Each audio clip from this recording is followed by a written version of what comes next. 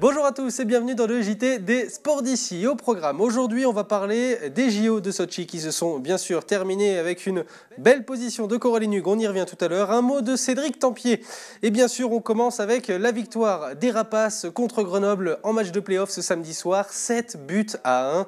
Un match vraiment épique avec beaucoup de buts de la part des Gapensais dès la première période. Donc c'est vraiment exceptionnel et un match aussi musclé, vous allez le voir sur ce résumé. En attendant, je vous dis juste que le prochain match c'est ce mardi soir à Grenoble à partir de 20h. C'est le dernier match de play-off pour Gap Grenoble. Donc c'est là que ça va se décider pour savoir qui va passer en quart de finale. En tout cas, en attendant, voici le résumé du match.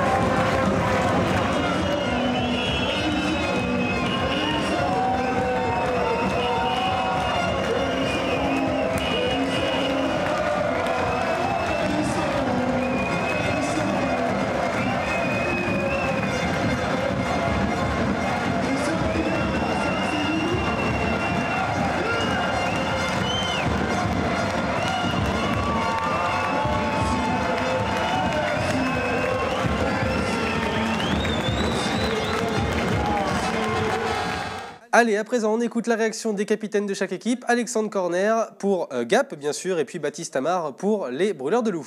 Ce soir, je crois qu'on peut être fier de notre victoire. Encore une fois, on était au pied du mur.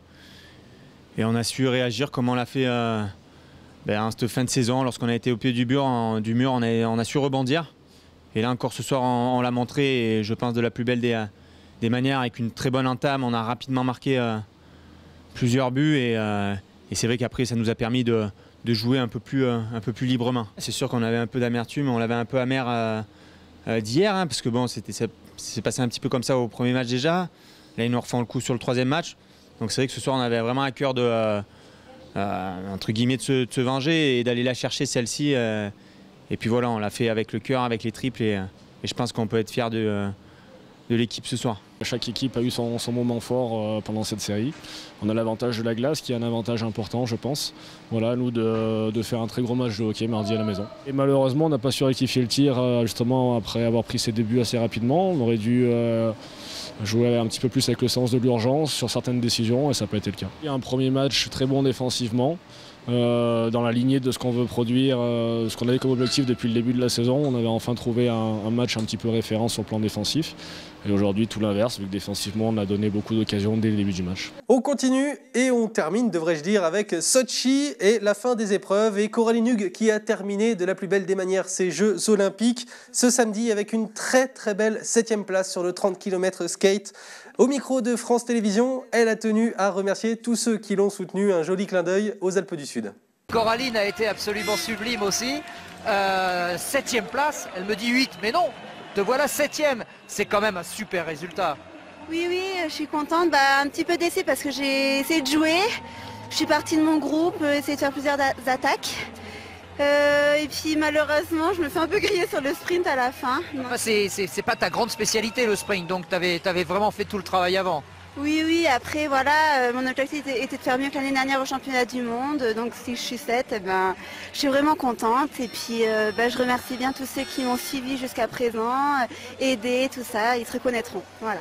En tout cas, très très belle ambiance dans cette équipe de France de fond qui se rapproche de plus en plus des podiums, ça c'est de bon augure.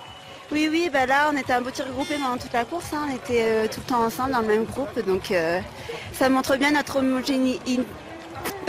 IT, Missa Est. Ça pègue un peu après la course. Normal. Du coup voilà, et c'est comme ça qu'on monte aussi en puissance grâce à ce groupe. Bravo Coraline en tout cas, quel joli tir groupé, 6 avec Aurore, 7 avec Coraline et toujours des beaux sourires André. Et à Embrun, la commune a souhaité placer un écran géant sur la scène de la salle des fêtes pour faire revivre au plus grand nombre la course en direct de Coraline Hug, le reportage d'ICI TV. Mass start féminin, dernière épreuve pour Coraline Hug, la fondeuse embrunaise qui est sélectionnée à Sochi. Le 30 km libre, c'est sa discipline. Moins douée en classique et en sprint, la fondeuse s'élance ce samedi matin pour marquer les esprits. À Embrun, un écran géant était posé sur la scène de la salle des fêtes pour retransmettre la course et permettre au plus grand nombre de vivre ensemble les émotions du sport. Guy Iniesti, ancien président du SCOS, le ski club de Coraline Hug. Je ne sais pas s'il y a plus de tension, en tous les cas il y a un enjeu qui est phénoménal puisque notre Coraline aujourd'hui a un potentiel pour faire un très bon résultat. De toute façon, elle va partir sans se mettre dans le rouge et puis petit à petit elle va monter en puissance et je crois qu'elle fera un bon résultat. Comme pour lui donner raison, Coraline grappille les places durant la course, passant du top 30 au top 20. Bien sur ses skis, elle n'a pas besoin de s'arrêter pour les changer à mi-course. Elle continue sa folle épopée à la poursuite du trio de Norvégiennes qui fait la course en tête, intouchable, Laurent Decory, l'actuel président du SCOS. Déjà, je crois qu'elle est en train de remonter très très fort. Elle est bientôt dans les 10 et si elle pouvait arriver jusque dans les 5, ce serait merveilleux. J'ai l'impression que les 3 qui sont devant sont assez intouchables. Si elle arrive à rentrer dans le top 10, voire dans le top 5, ça serait vraiment merveilleux. Fin de course et le trio norvégien s'impose après avoir fait toute la course en tête. Surprise dans les derniers virages, Coraline débarque à la 4e place mais se fait rattraper au sprint dans la dernière ligne droite. Elle termine finalement 7e derrière une autre française, Aurore Jean. Écoutez son père Roland Hug, fier de sa petite fille. Coraline est fabuleuse et fantastique parce que quand elle dit, elle fait. Et elle avait dit qu'elle ferait un top 10. Elle était 4e à 200 mètres de l'arrivée. Elle termine 7e. C'est tout à fait fantastique. C'est son meilleur résultat international. une 4e place en relais, une 7e place en individuel. Elle peut rentrer comblée de ces Jeux Olympiques, c'est fabuleux. Les Jeux Olympiques sont une cerise sur le gâteau. Coraline va avoir 30 ans bientôt. Jamais j'aurais imaginé que ma fille puisse participer à des Jeux Olympiques. Elle l'a fait et la meilleure des manières possibles. Pour sa mère Babette, la course a été stressante, mais elle avait confiance en Coraline. Le résultat est très beau. Elle est 7e, mais pour moi, elle est 4e. Parce que bon, voilà, le sprint, c'est pas son fort, et on le sait, mais bon, elle a fait une super course. C'est vraiment super. Qu'est-ce que vous allez lui dire au téléphone quand vous l'aurez tout à l'heure?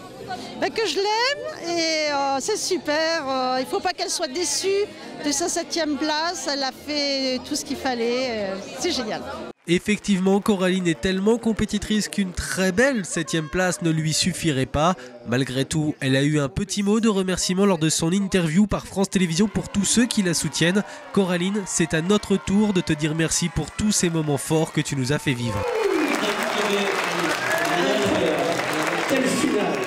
Patinage à présent, et ça devient une habitude pour l'Axel Gap qui truste les podiums. A noter 3 victoires dans les catégories 1, Manon Moussa, catégorie 4, Loane Galvin du club Elite Hautes-Alpes et catégorie 5, Charlotte Derbruge. De nombreux podiums et des places d'honneur. L'Axel Gap brille de nouveau en étant le club le plus titré de la compétition.